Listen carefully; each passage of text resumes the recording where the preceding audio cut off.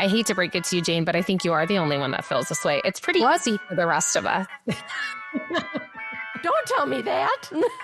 And scene, yeah. And scene. People talk all the time about confidence, and I have really shifted my viewpoint on this based on my own experience, that I don't think it's confidence. I really think it's courage. Why we may feel like we're the only ones that feel this way is because we don't always talk about like the no's that we've experienced or the rejections or the detours, because for a lot of us that's embarrassing and it's making us seem less than. Hey friends, welcome to What Even Is This, the podcast that recognizes that life's a mess, so let's talk about it. I'm Jane, and joining me as always is my co-host, Jordan. Hello, Jane, and hey to everyone listening. We are two working moms that are doing our best to figure out this whole life thing, one conversation at a time. It is definitely a life thing for sure. And today, Jordan, we are tackling a question that it's a little close to home. Okay. And that question is, why does it feel like everyone else is handling life better than me?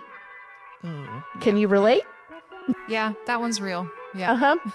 It's like one of those questions that sneaks up on you, whether it's in your career or parenting, even your faith. I'm going to put that one into the mix as well, because it just happens. Like I just feel like, wait, I thought we were all on the same page with this, and now you got different theologians and opinions and way too much information out there. What the heck is going on? So before we bring in our guest, yes, that's right, friends, we have a special guest today that's going to talk to us all about this and walk us through our thought processes, if you will.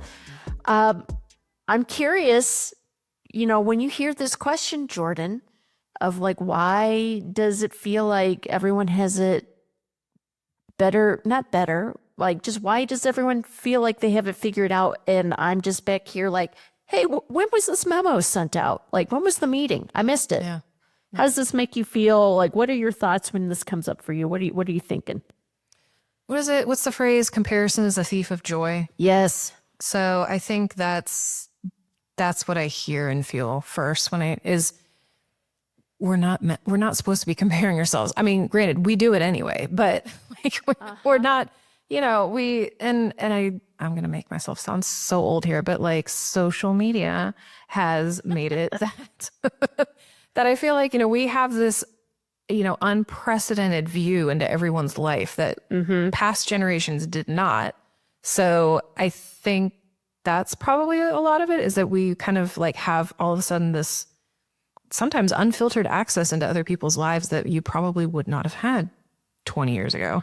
And the more information you take in, the more of like an average that your brain will create. And so I think we're kind of doing it to ourselves. It's like where I'm going with that is I think it's a little bit self-imposed. But again, I mean, yeah, comparison is a thief of joy. That's kind of just what I'm feeling with that.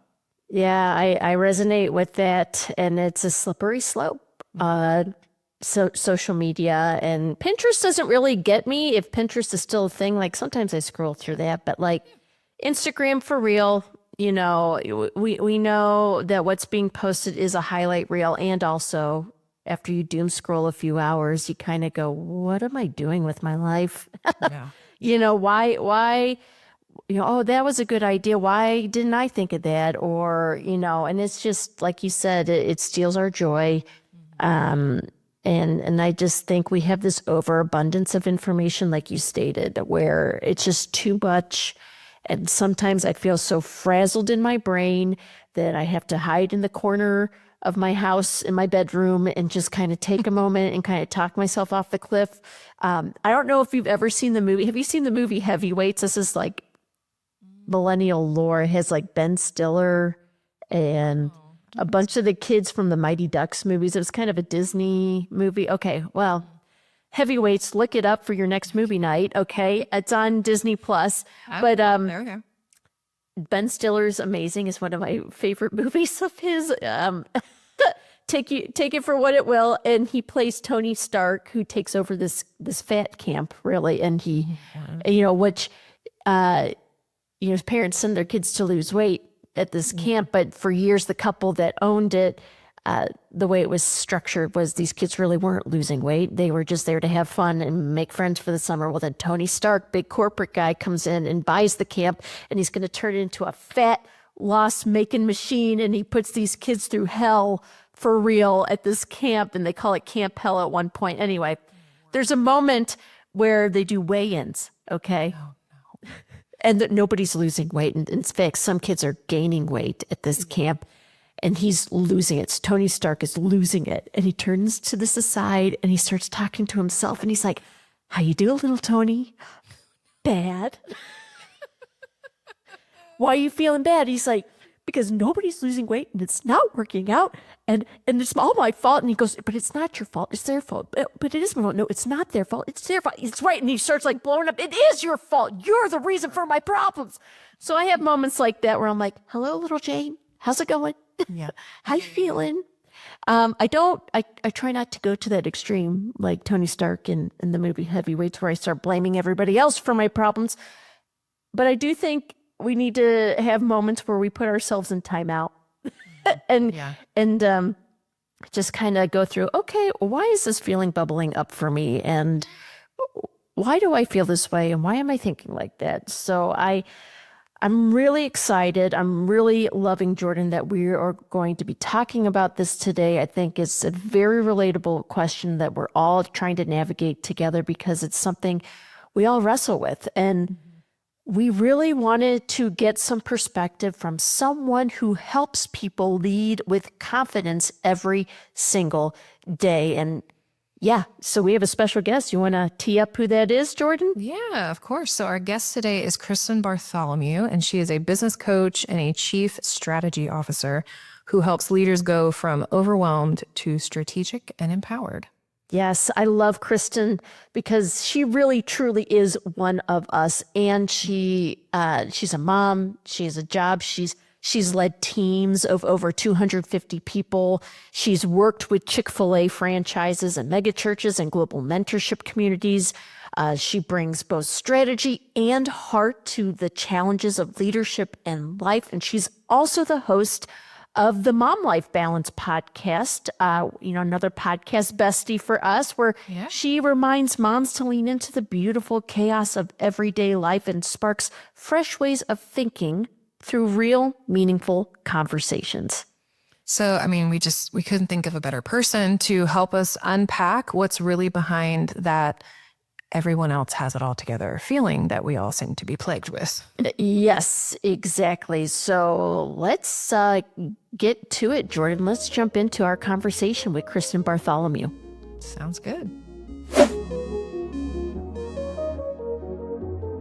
Chaos is like this constant in our life, and what we are trying to do with this podcast, and this being our second episode, is just really like, hey, life's a mess. Let's talk about it. Let's build a community around this acknowledgement of like, you're not alone. But unfortunately, we tend to believe that we're alone in it. And so we're going to start to spiral around this question that Jordan and I kind of teed up at the beginning is, am I the only one who feels this way? Because sometimes, if we're being honest, and if we tend to stay isolated, right, we can tend towards those thoughts, that inner voice telling us like, gosh, you don't have it together. You're not enough. Why can't you do this? You're the only one.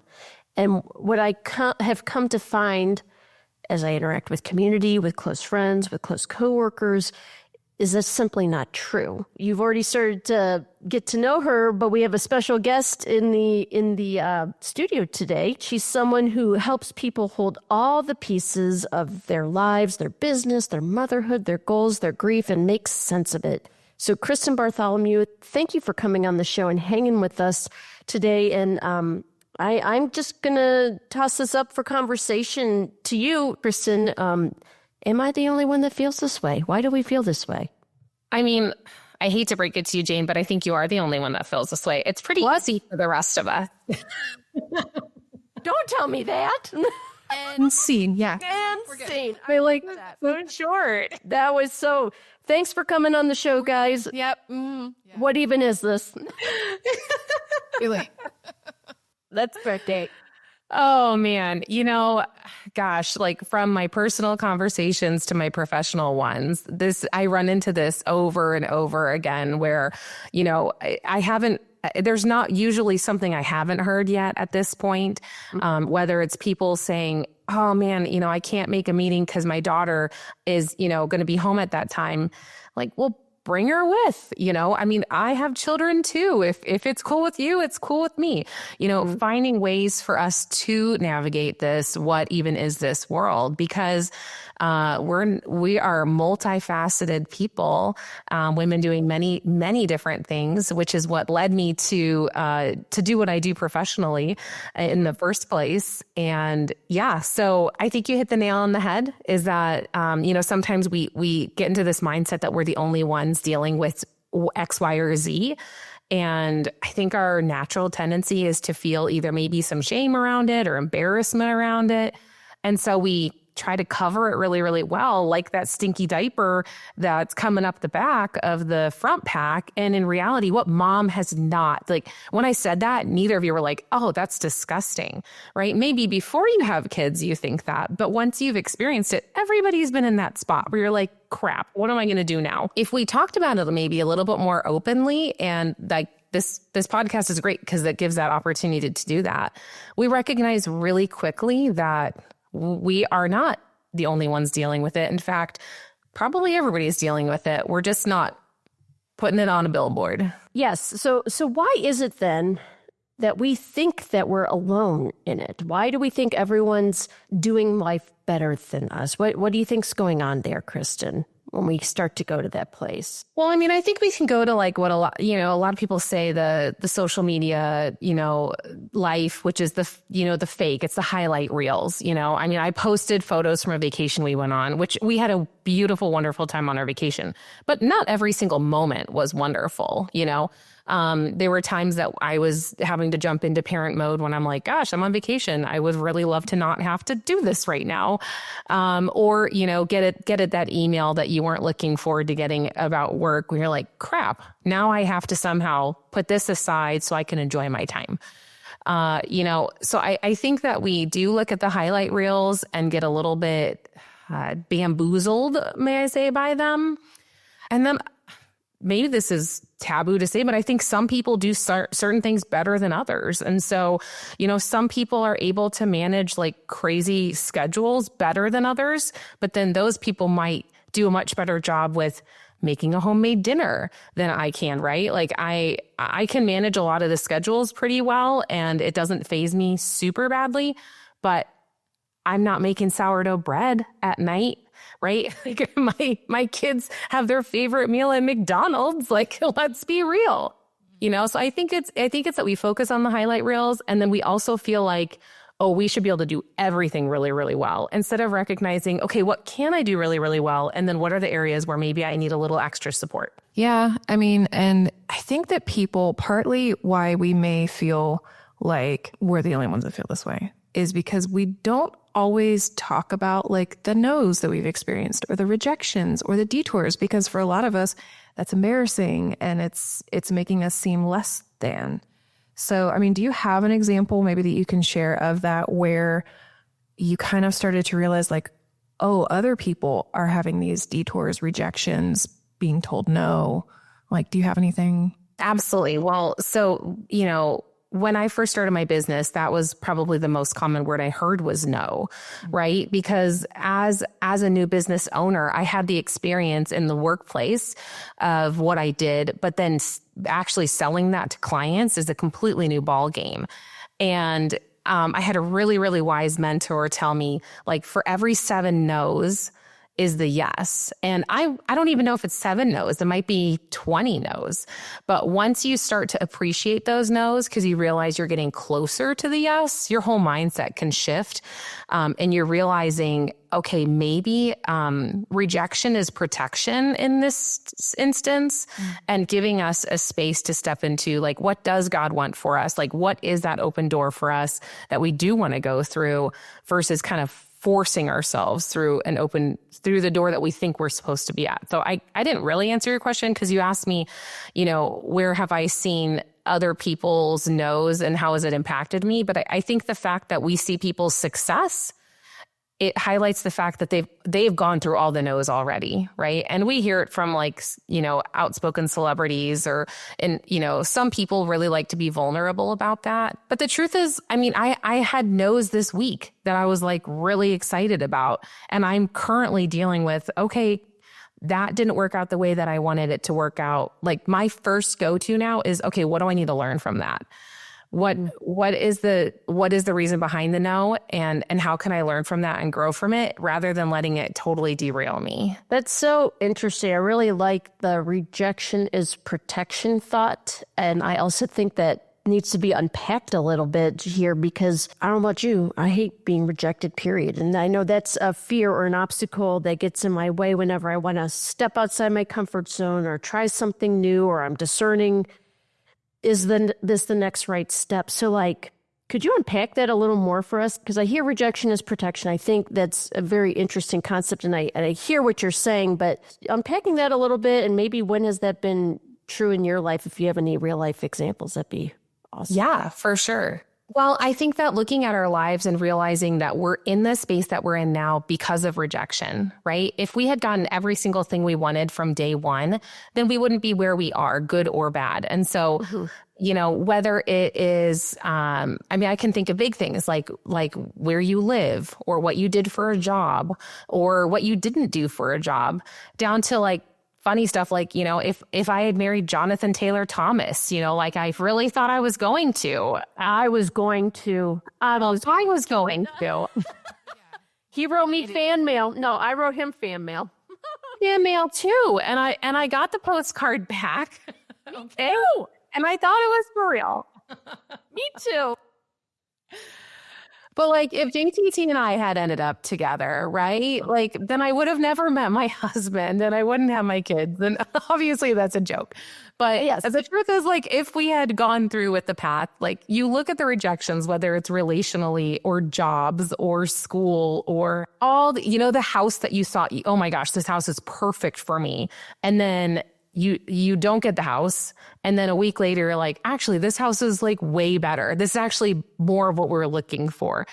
I rarely find someone that's like, yeah, we've lived in our house for 10 years. Honestly, there was another house we really, really wanted, but we didn't get that one, So there is kind of a recognizing, okay, maybe there is a reason why we don't get all the yeses we want. And once we step into that parent role, gosh, we can look at our kids all the time and be like, dude, I am protecting you by saying no. I mean, don't we do that like all day long, I think, with our kids? It's true. So you have mentioned previously that society gives us a linear roadmap of how life should go, but most of us will fall off of it somewhere. So how do you deal with like the grief or confusion when the story doesn't follow the script? Kind of like what you're saying, like you have this idea of like, oh, this is the perfect house. And then it falls through. Well, in that like week between it falling through and the actual one, it's kind of a grieving time. It's a confusion. Yeah. What in the world? So like how do we deal with that what in the world feeling? Yeah. So, I think back to when I went to college and I went for to be a school teacher. And I felt like I had created this perfect design for my life, that I was going to get married. I was going to have children. I was going to be in these schools. I was going to spend all summer with them. They were going to go to my school and it was just going to be the cutest. And my husband and I got married during my senior year of college. So I was only 21 when we got married.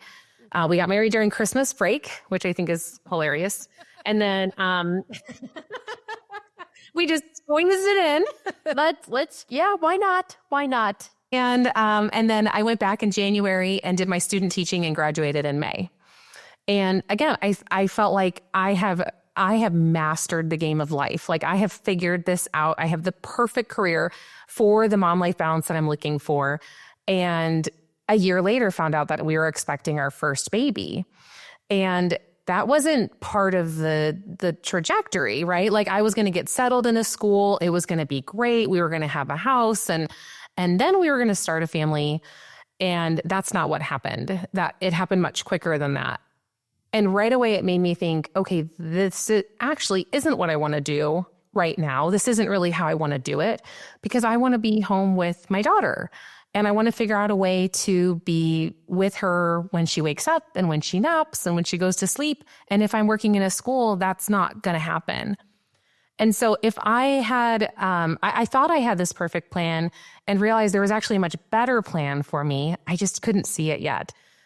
And so I think from when I was a very young mom, all the way back in like 2008, 2009, she was born in 2009, but I started thinking about it when I was pregnant. I recognized that having to navigate and getting to navigate some unknowns is actually a bit of a gift because it opens us up to opportunities that we probably wouldn't have sought out before. So, I found this amazing job working from home. In 2009, before people were working from home, I was completely remote. I was able to make the money I needed, get some really great life skills at the same time, and even some work from home skills. I was able to have my son during those 4 years that I was on staff there and didn't have to worry about taking PTO or I could just have him. And when I felt ready to work, I could work again. And then eventually that transitioned me into a role at the church where I got to do lots of volunteer development, which turned into people development, leadership development. And that's what led me to getting my HR. I'm kind of telling you my professional career story, but every single piece of this, it wasn't this direct, straight road. It was a very curvy road that was in response to either a rejection of, okay, this career path isn't going to fit what I want it to be, or a redirection in the way that, okay, how do I want it to be better or more suited for who I am now? All of those things have led me, and in my personal life and my professional life, to be exactly kind of where I feel like I'm supposed to be. And when I hear you say, especially because I know you're a Christian, we're Christians here too, and just it's just this, you have the plan and then the plan changes, the destination changes because God's walking you through different doors and closing certain doors, and sometimes it's really hard to reckon with that, right? Because I feel like we hang on to this dream, we hang on to like, no, this is how it should be, and it's just like this moment of stepping off course a little bit and trusting him with those next steps. And even coming back to like our theme for today of just like, am I the only one who feels this way? I think that's why community is so important in our lives. Totally. It's how we engage with each other's stories. I truly believe, and just personally speaking, I think I'm in a season where like God is opening a new door for me to walk through, and I'm trusting him with the details because it's a little off course than where I thought I'd be. And also it was the community that surrounded me that helped me process things, that helped me see, in preparation for this episode, we've talked about this idea of having like a personal board of directors for your life. Like, I think that's a key element that, we need to consider. I remember when this first was brought up to me years ago when I was full-time stay-at-home mom. I had a lot of opportunities to participate in leadership development through my church and the programming, and the woman that was mentoring us, like a group of 20 of us, through this, and she bringing up this whole idea of a board of directors for your life. It was very powerful for me. So Kristin, you're the leadership coach here in the room, personal board of directors. Who are they and how can we build one? So these are the people that are speaking into your life. When you think about an organization, they've got the CEO, the CFO, all of these, the COO, all these different roles that are taking on a specific responsibility that have the well-being of the organization at front and center in mind. And they're bringing their skill sets to the table. And so when you think of your own personal board of directors, you're thinking about people who are going to fit different needs that you have at different times. And so you already have one. You probably haven't identified those people in your life. It's possible there are some people that are missing for you, but truthfully, you're looking for people that can be your, as believers, you're looking for like a prayer partner, right? You're looking for someone who's going to be there in the wings for you all the time, helping support you in those ways. You're looking for someone who's going to be your cheerleader, who's going to be lifting you up and supporting you when you're just feeling crappy and you got the poop up the back of the shirt and you need someone just to kind of like make you laugh for a second, you know? Yeah, for sure. You've got someone that's going to mentor you, who's going to bring in important connections for you and help you navigate those next seasons. You're going to have someone probably that's going to be like a bit of a spiritual guide for you that you can ask those tough questions to. You know, with our kids being little, it's probably us, but they've even got access to people at church, like a small group leader, or a trusted friend. You know, for me, you have a trusted advisor, someone that can tell you the truth and the hard stuff that, you know, can kind of help guide you along the way. And then you can have like a best friend who can step into roles like within these areas. It can be a husband, it can be a best friend, it can be a professional colleague. And so there are lots of different models for personal boards of directors. I don't know that there's one that has to fit for everyone because our needs can be different in the different seasons that we're in. But looking for people, you know, if you're a professional, like if you own your own business, shameless plug, like you should have a business coach, right? You should have somebody like me who understands all the things that you're managing and maybe has some tips and tricks for you. And then also is just a listening ear to help you figure out your best next step, whether it's figuring out how you're going to do all the things in summer because your kids are home and you have everyone going which way, or it's figuring out how am I going to market my business and what does my voice need to sound like out in the marketplace? How do I network? Who do I need to meet? How do I sell when I hate selling, right? These are things I work with a lot with my clients, helping them as their coach. So your personal board of directors are the people in your life that you're leaning into. And, you know, you could even ask them, hey, would you mind if I lean into you as my mentor? Like, I really value the input that you have. Can I lean in on that, you know, and are you willing to take on that role? And I know for me, if someone were to ask me that, unless I was so stretched so thin, which is a different issue probably, I'd be so honored, right, to be able to take on that role and be able to step into those spaces. I was going to say, I mean, I've talked with a few women who, you know, beginning their career all the way to like C-suite. And when we've talked about this idea of a board of directors and more specifically forming that board of directors, most of them say, I love to be asked, but I think what a hurdle might be that people are putting in their way is that they think, oh, they'll never say yes. Oh, they're going to like think I'm not worth their time, you know, and it's 9 times out of 10, the opposite. Like they cannot wait to help you. So, you know, if you're sitting and you're going, oh, I'd love to ask this person, but I don't, just ask them. Just ask them. I mean, what's the worst they're going to say? No. And I mean, it's so full circle, right? Because it's like, it's everything we're talking about. Because either A, we feel like we're the only ones that would even dare to need something like this, which is super false. Mm-hmm.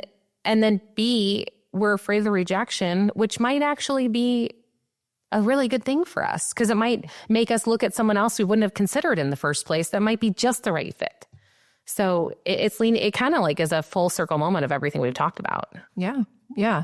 Well, and I mean, another thing too, especially with this topic of like, am I the only one that feels fill in the blank? You know, it especially for somebody who maybe deals with anxiety or, you know, just kind of second guesses himself quite a bit, you can get into this very quickly downward spiral free fall. and it's just, you know, and it's the comparison, it's the shame, it's the, you know, am I the only one? Yeah, of course I'm the only one because, you know, I did this wrong and this didn't happen, you know, and you spiral. Do you have clients that come to you that are spiraling? Like you can very clearly see that. You know, what do you say to them? What tools do you offer to them to kind of pull them out of that spiral? Jordan, that's such a great question. So, you know, everyone is going through different parts of their journey and they're in different seasons. And for sure, that is one of them. So the biggest thing is helping clients step outside of themselves and see the situation for what it is. That's the biggest goal because it's really easy for us to give advice to a friend or a coworker or a sibling, but it's really, really hard sometimes for us to be able to give that advice to ourselves because we have those blind spots because we're making assumptions all over the place, right?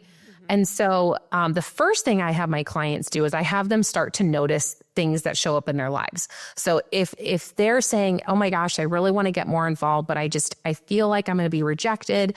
And so I don't even ask. The first thing I would have them do is I would say, okay, take out your phone and open up the note app or get a piece of paper, however you like to do it. And every single time you make that decision or have that thought, I want you just to write it down. Let's see, how often is this happening? Is this happening once a day? Is this happening once a week? Is this happening 10 times a day? Like, how big of an issue is this in your life? And when are you actually activating on it? Are you tired? It's like the HALT method. Are you hungry? Are you angry? Are you lonely, or are you tired, right? Thinking through what is actually happening in our lives that is slowing us down. And then once you've determined, yes, I'm doing this and it keeps happening, it's really just courage. People talk all the time about confidence, and I have really shifted my viewpoint on this based on my own experience, that I don't think it's confidence. I really think it's courage, because you build confidence through having courage. And so, Jordan, if you're like seeing somebody that's saying, I'm afraid of the rejection, I'm not even going to ask, then I would say, well, the next time you feel that way, I double want you to ask. I want you to ask, and I'm going to ask you next time we talk, did you ask that person? And if so, how did it go? And I've seen clients who are afraid to leave the house or afraid to go to meetings because they just have some anxiety around these things, and they're trying to build something beautiful, but they know that the world can be scary, and they're nervous about these things. And then after time, they're flourishing because they had the courage to take the step that was needed. And that was so much part of my story back in the younger mom days, when I lived in the world of mental rejection, that I wasn't qualified or capable, and that I was going to get the no before even asking. So much so that I started to say the no's for myself, right? Yeah. And I just got sick of it. And I got to a place where I almost kind of coached myself, to be honest with you, out of it, because I just got sick of watching people live the life I wanted, and said, you know what, I'm going to say yes to things that seem crazy. And the first yes that I said that was crazy was to train and run the Chicago Marathon as a non-runner with like a 16-month-old daughter that I was still nursing. Wow. And I went home that night and literally signed up on the Chicago Marathon website. And I was like, I guess I'm doing it. That's going back now. Wow. That I'm impressed. Any type of running, I'm impressed, but that is wow. So the word running is very loose. It's more like hobbling, but Okay, I'll take it. I crossed the finish line, which was the goal. That's amazing. But if you look back at me in that season, I didn't have the confidence to finish a marathon. I had the courage to try, right? Mm-hmm. So if you're saying no to your own things that you want, you don't need the confidence. You just need enough courage to try it once and see what happens, and then try it another time and see what happens. And eventually the doors open much quicker and easier for you. And something too that you said that kind of reminded me that this is something I've been recently dealing with is people, aka my husband, will I will listen to today. Yeah. will very, very readily tell me that you focus on the negatives. You're not really seeing the positives. And I didn't get tired of feeling that way. Unfortunately, I got tired of hearing it. And so I finally dug deep myself and I've said this out loud to him. I'm going to say it out loud again. It's going to probably sound just as stupid, but preparing myself for something to fail before it even happens, I'm going to feel less disappointed when it actually fails versus thinking everything's going to be okay. And then it fails and then I'm more let down. So I feel like that might also come into play. Again, I can't be the only one that feels that way. But yeah, it now hearing you talk about, no, you don't have the confidence yet, but you have the courage. And there is a difference. Yeah, thank you for saying that, because that stuck out. Awesome. Well, we have unpacked, at least me, emotional baggage. And hopefully, This session's free, guys. Don't worry. Thank you, Kristin. thank you. Thank you. Yeah. I mean, and hopefully I feel like, we've gotten ourselves to a point where, at least I say we talk about three of us, but if you're listening, we'll group you in. You feel more open to the idea that we're not alone. We're not the only ones feeling a certain way. And we should practice being a little bit more open with others. So in the spirit of being open and practicing what we preach, let's give some advice. How about that? Yes. So here, let's jump on over to the little bit more silly, little lighthearted section that we call unqualified advice, which is where we answer life's most burning questions with all of the authority of people who once Googled how to be a functioning adult. And then we just got distracted by a meme, because it happened. So My average Tuesday. So I know.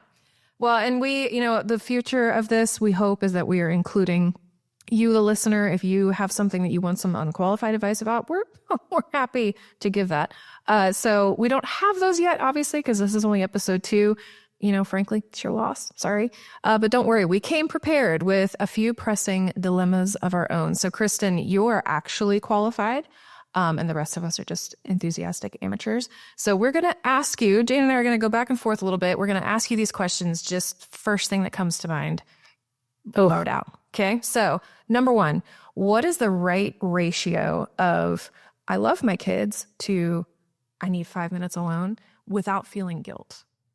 Well, there's the funny answer, and then there's the real answer, which is, I think it's probably 100% both ways, because we're teaching them boundaries if we need 5 minutes away.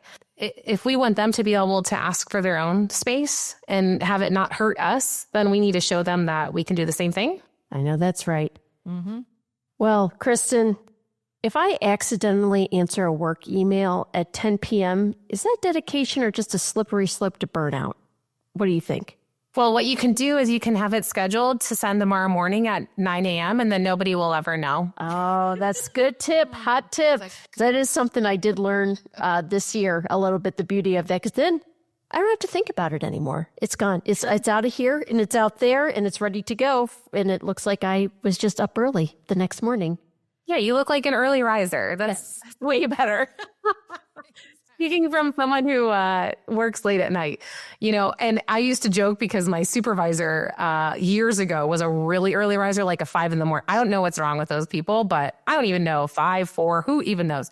But I would work until like 2 a.m. because I had kids that were little and I wanted to be with them all day. And I'm able to stay up really late, but I cannot wake up early in the morning. And so I would send an email at like 2 a.m. and he would respond like 3 hours later. And I would just think, this is bizarre that I am up so late and you're up so early. I guess it works. Gosh, like passing ships in the night. Gosh. Wow. Wow. So I work from home. Jane works from home. You still do work from home, I think, Kristin? Yes, I work from home. Yeah. So I'm sure that you have dealt with this too, but tell me, how do I convince my kids that working from home is not the same as, oh, mom's here to play all day? Even though, sometimes I can seem like I am ready to play, but no, I'm just dissociating or something. Isn't that a tough one? I don't even know that I've totally mastered that myself. And my oldest is going to college in a year. So I guess I've less needs of having to figure that out.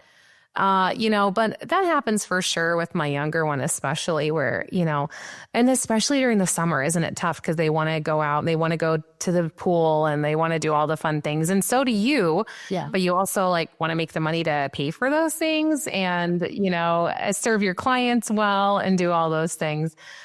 So, with my kids, one of my life hacks is vacation Bible schools. Yeah. I don't know if everybody does this, but my daughter's going to 3 at least so far this summer, and we just make the rounds. So she's going to be very Bibled up by the end of summer. There you go. That's amazing. In fact, if you follow a comedian named John Christ, he has the funniest reel about VBS and his mom sending him in all the denominations. And I was like, that's actually kind of me. Yep. Have your children come home speaking in tongues like you did that reel? That was hilarious. Not. Okay. No shade to those denominations, but I explicitly remember my mom telling me, like, because I was like, what's an Assembly of God church? And she's like, I don't know, but they speak tongues. And I'm like, what does that mean? Like, Don't we all speak with us? That's too funny. Oh, that's too funny. Oh, gosh. Yeah, no, they haven't done that yet. We typically stay within like the perimeter of our denomination. sure. Hey, mix it up, dip your toe in, check it out. Good thought. Yeah, it's all good. It's all good. It's awesome. Oh my gosh. Well, Kristin, I'm curious. Are you a coffee drinker? You're a coffee drinker, right? I am a coffee drinker. Yeah. Nice. So my question is, and this has been burning inside me for a while, how many times can I microwave the same cup of coffee before I admit my life is out of control? Well, if it's like a fresh cup of coffee that you forgot, probably not very many. Okay. But, if you're like me and you buy the big one from Starbucks and you don't want to drink it all and you throw it in the fridge and you heat it up later on, I mean, it works, but it's kind of gross, to be honest with you. But it works, and it saves you a trip to Starbucks or wherever your favorite coffee shop is. Okay. Good deal. My unqualified advice with that is that I drink cold coffee year round, so I don't have to microwave anything. I can't get on that train. I've tried, Jordan. I know. That's where we don't see eye to eye. No, man. Uh-oh. Yeah. Internal fighting here on the Internal podcast. fighting. Sorry. We'll have to do a hot takes or cold takes. I don't know. Version of that. That'd be really fun. Well, and fun fact, if you guys look at our graphics for the podcast, our designer was nice enough to put a little ball jar in the graphic, so she gets me. Man. All right, so on the topic of coffee and food and stuff that tastes good, is putting on jeans considered an act of resilience or just a cry for help? Yes, you lost me at jeans. Yeah, I had all remember the costume. I put them on. Yeah.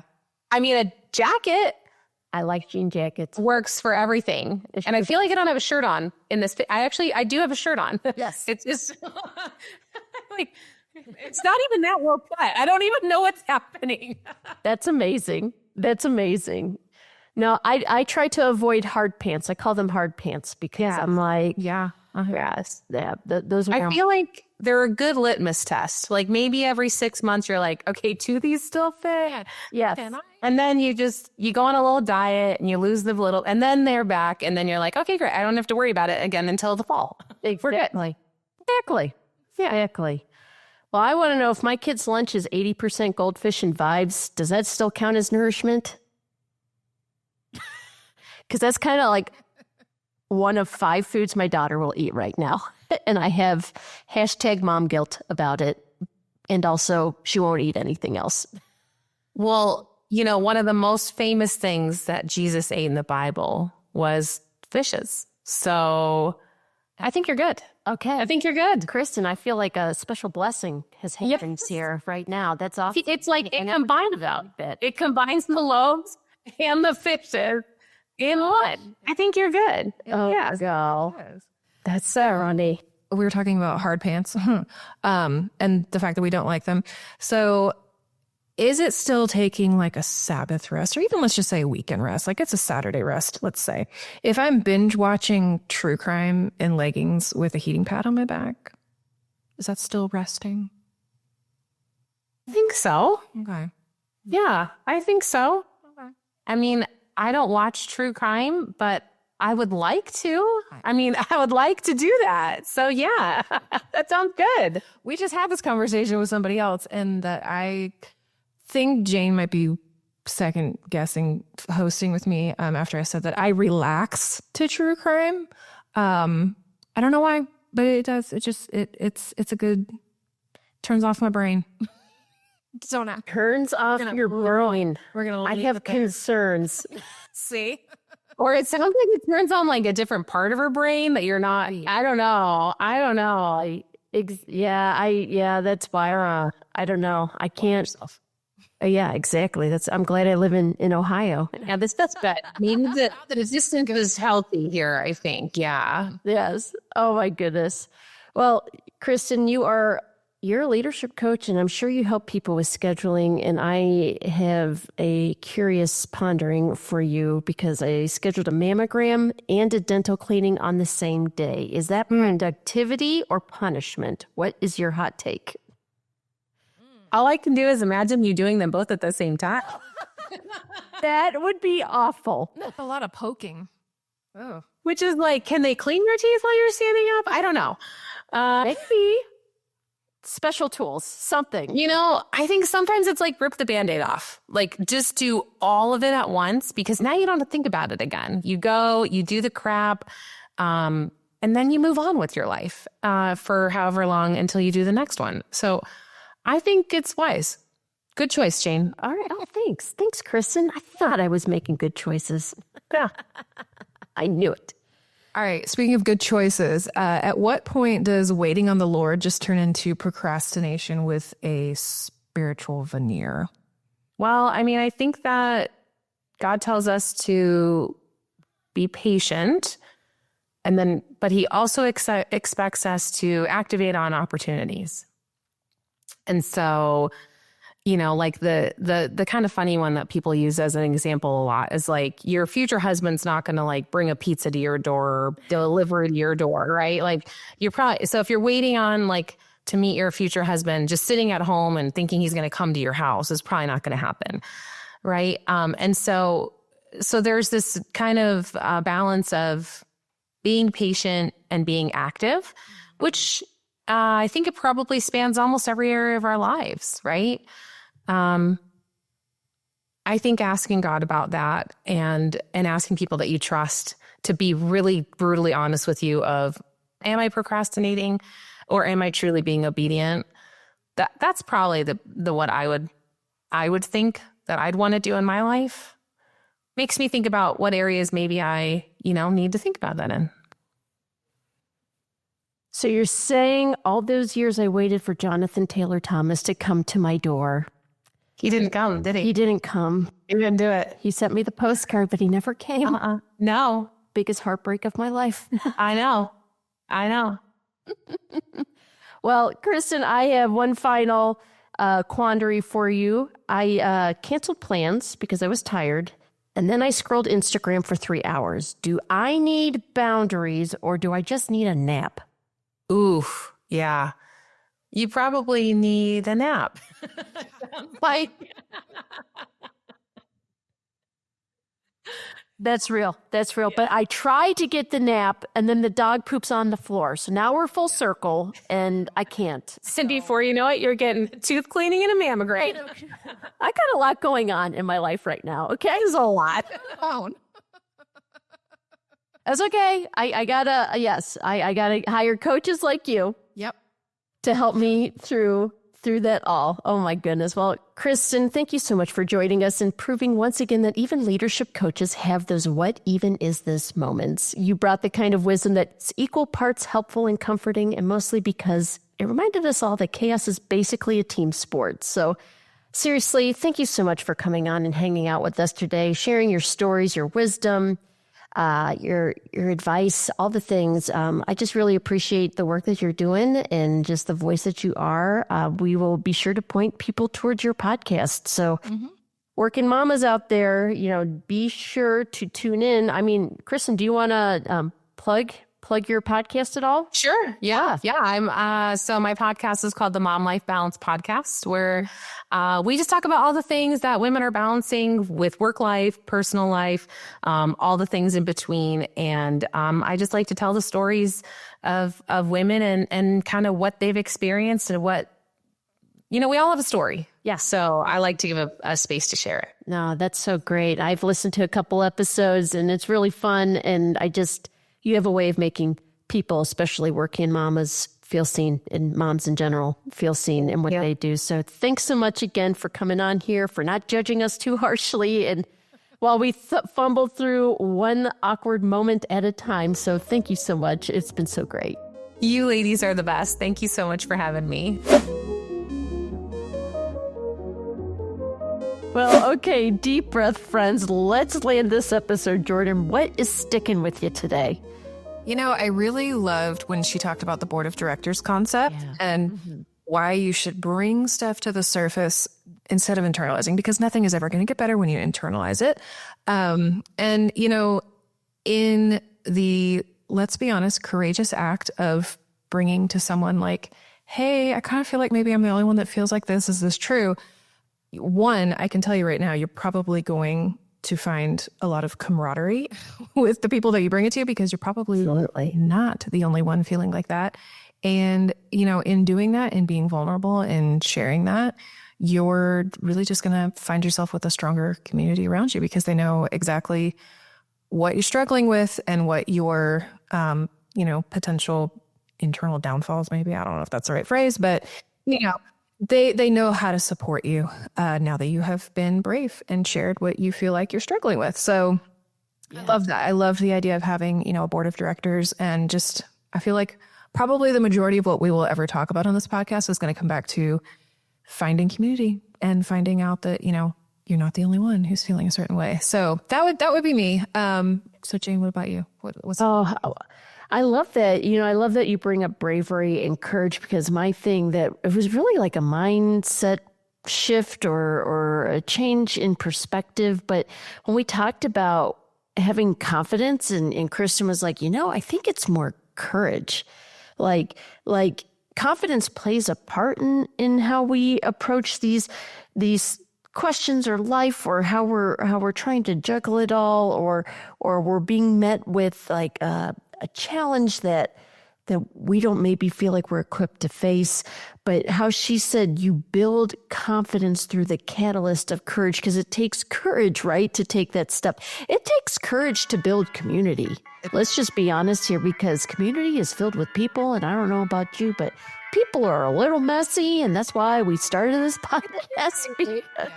We're all hot messes out there, and we're all trying our best, and we're making mistakes, and we're stumbling our way forward. But I just echo what you said. You know, the camaraderie in it, right? That's why we're gathering together around these questions and really wrestling together, because it's together that we grow, and ultimately it takes courage to take that step towards one another. So, Jordan, I just really was encouraged by today's conversation. I don't know about you. Oh, I was. Yeah, Kristin was a joy. That was huge. I needed that. I needed that talk. Same. Well, now it is your turn. Yes, you, the listener or viewer watching this on YouTube. What was your takeaway? DM us, tag us, scream into, you know, the internet abyss. We promise probably. Yes. Maybe. We don't know, but we won't know unless you try. So do that. But if this episode made you laugh, made you think, or made you feel a little less alone, would you do us a favor? Hit subscribe, share it with your people, and leave a review that says something like, finally, a podcast where spiraling is part of the plan. Exactly. Yeah. Well, and we will be back next time with more questions, more chaos, and probably more confessions involving dry shampoo and cancel plans, two of my favorite things ever. So, you know. Amen, sister. Amen. Well, after all, life's messy. Chaos is real, and none of us have it all figured out. And that's exactly why we're here, because seriously, what even is this?